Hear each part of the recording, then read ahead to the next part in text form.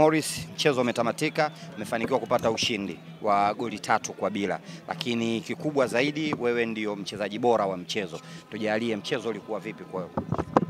Kwanza kabisa kiujumla kitimu mchezo ulikuwa mzuri. Ukiangalia hapo nyuma tulikuwa na matokeo mazuri. Kwa hiyo mchezo huu tumerudi katika hali yetu, umeona timu inapambana, spirit tunapambania beji ya klabu. Kwa hiyo mchezo ulikuwa mzuri na unatusaidia zaidi tunapoelekea kwenye Mzizima Derby kuweza kutupa motisha zaidi na ku attract mashabiki wetu waweze kuja kwa wingi zaidi kuendelea kutusupport.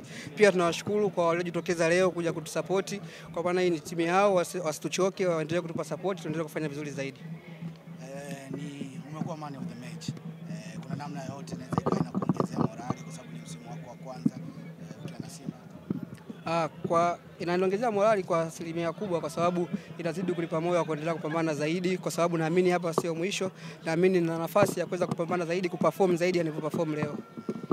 Morris, tunatamani kujua vyumbani mlikuwa mnazungumza nini kuhusiana na mchezaji mwenzenu kwa maana Mohamed Bajabel, kwa sababu tumeona amefunga goli, benchi lote pamoja na wachezaji mliokuwa ndani wote mlimfuata. Mlikuwa mnazungumza nini kuhusiana na yeye ikiwa ni mchezo wake wa kwanza leo?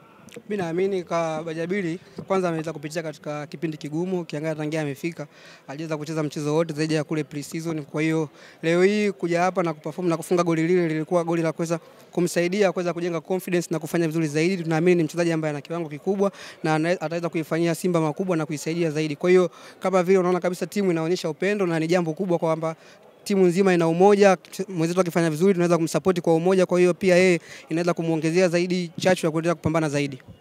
Mechi inayofuata ni zidi ya Azam FC.